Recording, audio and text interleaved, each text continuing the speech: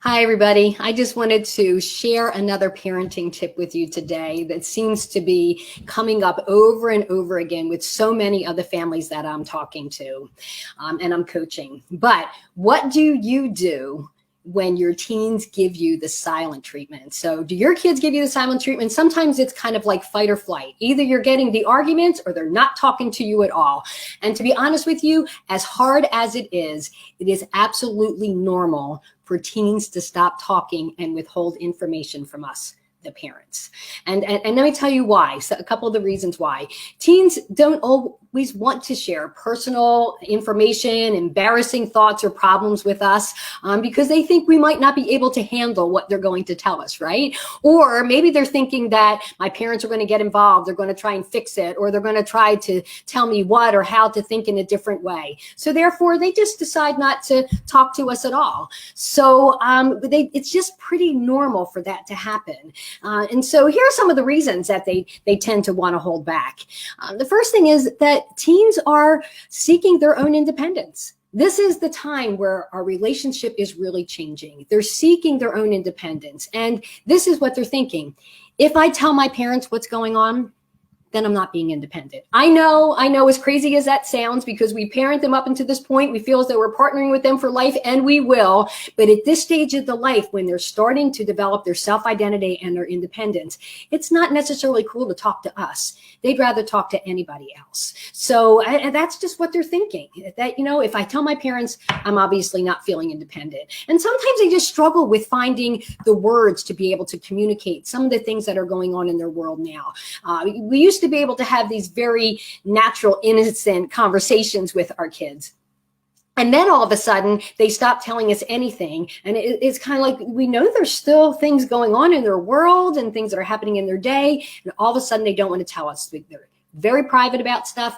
It's trying to show their independence. And sometimes they struggle with finding the right words to communicate. And honestly, this is the biggest part.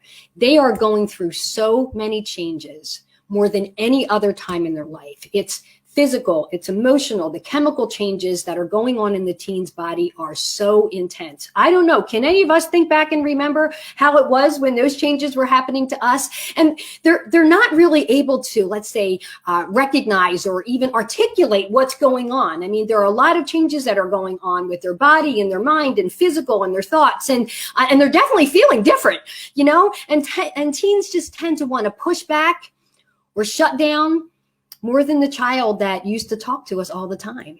And often they feel as though they're the only ones that are feeling this way or thinking this way. And it feels kind of strange and awkward as they go through all of these physical and emotional changes. And sometimes it's just confusing, on what to do with their emotions. And guess what?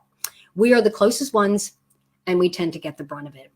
So let me share with you 3 suggestions to help you maybe encourage your teen to open up and connect with you. The first thing is, don't interrogate. Don't interrogate. Now, I know you're not interrogating. I didn't think I was interrogating either. But if I was asking questions, the perception was, why are you interrogating me? And I heard this probably more from Kyle than my other kids, because Kyle was very task driven. He's that dominant, cautious personality style, where my other kids were a little bit more relational. And I may ask them questions, but I could tell by their body language that they didn't want to talk to me. They didn't want to talk to me. So instead, why don't you try this instead? When they come in and you want to ask them about their day and they really don't want to engage, just say, oh my gosh, let me tell you what happened to me today. Or, oh my gosh, listen to this. You tell them what went on in your day, okay? Now, sometimes just you sharing some things will warm them up a little bit and bring in that enthusiasm that they begin to engage with us. So don't interrogate them. In other words, maybe you just tell them a little bit about what's going on in your world. And the second thing is, you got to make it safe for your teens to talk to you. In other words, don't criticize or tell them they're wrong. Even if they are, ask more questions like, dang, wow, that's really interesting. Tell me a little more about that. Or why do you feel that way? Or why do you think that? But keep your tone in an empathetic tone. Get them to talk a little bit more if they're willing to engage. But we really do need to stay calm, because a teen who feels criticized is either going to talk back, get defensive to anything we say, and then they're just going to clam up even more. So we need to keep calm, make sure that we're providing an environment where they feel safe to talk to us. And the third thing here is don't force your kid to talk to you. I mean, it's a natural tendency for anybody to clam up when someone's forcing you to talk. So in other words, they come in there and they come down from their rooms because that's where they've been spending a lot of time lately. And it's like, we need to talk about your grades, or we need to talk about your internet use, or we need to talk about the time you've been spending on the game system. And as soon as you say we need to talk about that, they're like, no, we don't. No, we don't. And it's like not talking when they're not talking and they clam up. You know what they feel as though? I got control about this. I got control. You can't make me talk. And you know what? We can. Teens are going to talk when they're ready. So we just need to be able to provide the environment in which they are willing to engage, because a lot of kids are just plain going to be defensive. So it's really normal, if you are experiencing this, for teens to keep information from us. Just stay available. Provide a safe, no judgment zone. And when they're ready to talk, they know that you're there to listen. So what are some ways that you get your kids to talk? You can post them in the comments. And I know some of you are joining me live, and you can just hop on in and click that StreamYard.com/Facebook. Hop on in and let me know. What are some of the ways that you get your teens to talk to you? And I was reflecting back on my kids and the different personalities. As I said, Kyle was just not going to talk at all. He was very guarded. He was very private.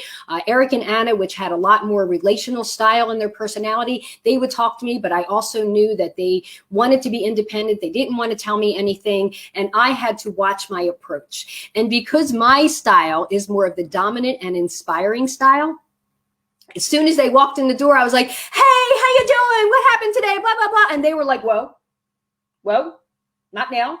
Now, Eric was a little bit more chatty. Kyle, on the other hand, he wasn't talking about anything. And Anna, in her supportive personality, needed her decompression time. She'd kind of go to her room, chill out a little bit, then come down and talk to me. It's not right or wrong. It's different. But that's what's so great about understanding how your kids are wired, so you can be aware and then adapt and apply the right strategies, so keep that engagement going. So I want to thank you for joining me for this tip today. I really look forward to your insights. Tell me, what are some of the ways that you get your teens to talk to you? Post that in the comments below, because we can all learn from each other and enjoy the journey. I look forward to seeing you again soon. Take care.